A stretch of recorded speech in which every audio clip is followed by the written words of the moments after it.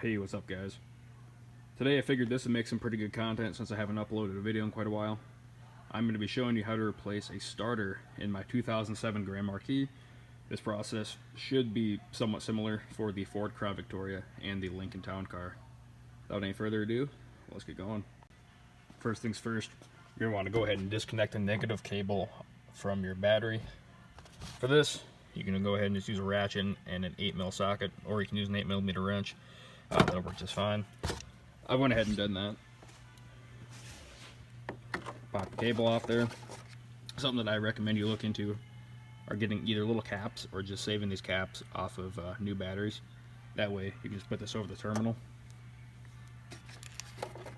And even if this were to accidentally fling up, it's not making contact with the terminal.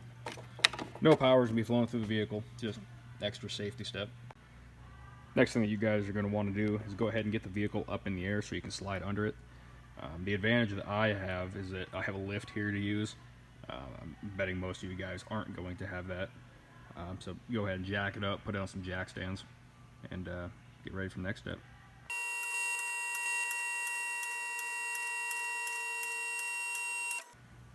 Now that you got your vehicle raised up enough so you can get under it, head over here to the right side of the engine.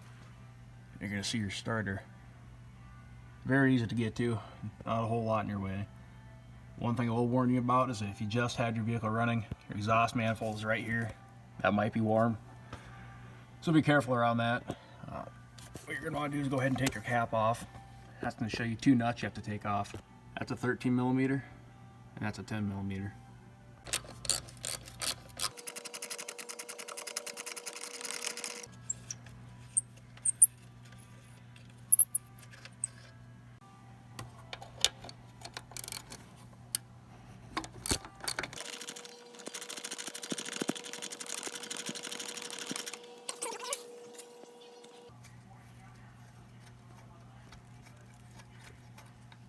There we go.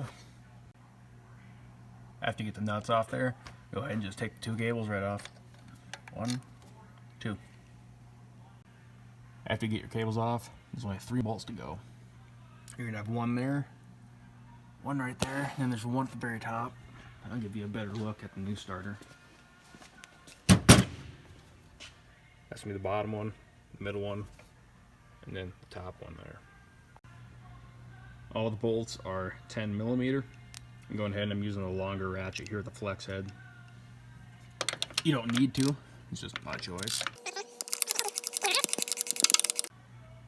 One little note that I would like to add is whenever I am doing starters, I like starting with the bottom bolt and then working my way up.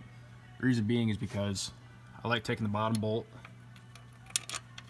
and starting at just a few threads and then completely taking out the middle bolt and the top bolt. That way, once those two bolts are out, the starter doesn't just fall down. It's going to be held on by this little guy here. So with one hand, you're able to hold up the starter, and then the other hand, just unthread this bolt, and then you can pull the starter out. You're not going to have any issues. For the middle bolt, you're going to want to go ahead and use a deep well 10mm, a 3-inch extension, and then a 1.5-inch extension. I find this gives you plenty of room to clear the starter back here, so you can take that out. Or if you have the luxury like me, you can cheat.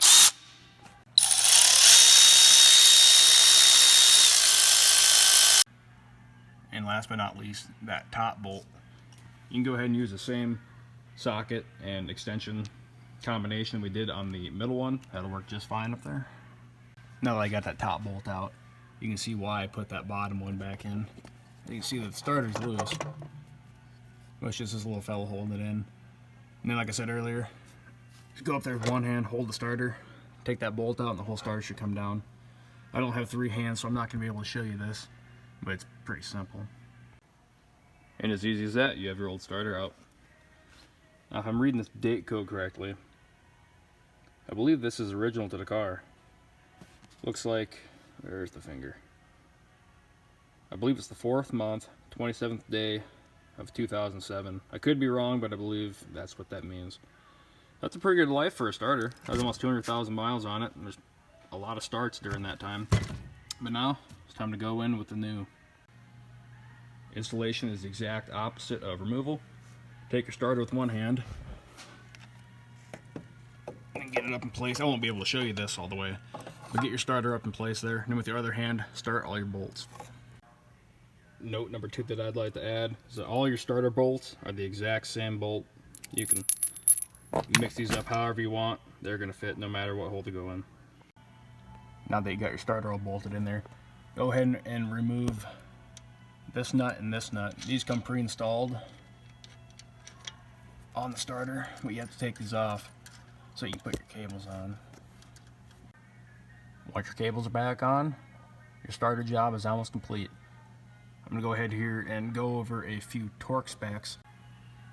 Torque specs are as follows. Your B, which is your battery cable, a 13mm nut, is 106 inch-pounds. The S terminal, which is your 10mm nut, is 53 inch-pounds. And the 3 starter bolts, bottom, side, and top, are 18 foot-pounds. After you get everything nice and tight, go ahead and put your little cap back on up here. They won't go back on nicely because I'm filming. Should look like this when you're done. Nice and secure. Now let's go ahead and bring the vehicle back down to earth, and we'll hook up the battery and see if she works. Alright, if you went and placed a cap on your terminal, go ahead and take it off. Take your battery cable, put her back on. Then grab your 8mm. And just give her a nice, gentle snug. Let's go ahead and give her a test, guys.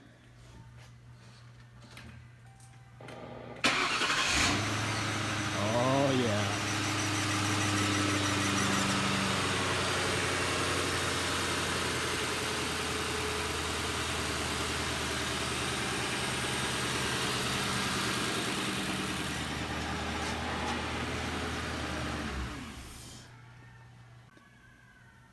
Well, I'd say this is a mission accomplished, guys.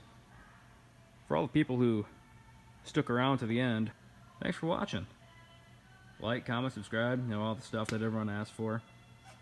I'd like to put out some more videos on this car, but the damn thing doesn't break enough. Stupid American well-built land yachts. Have a good one, guys.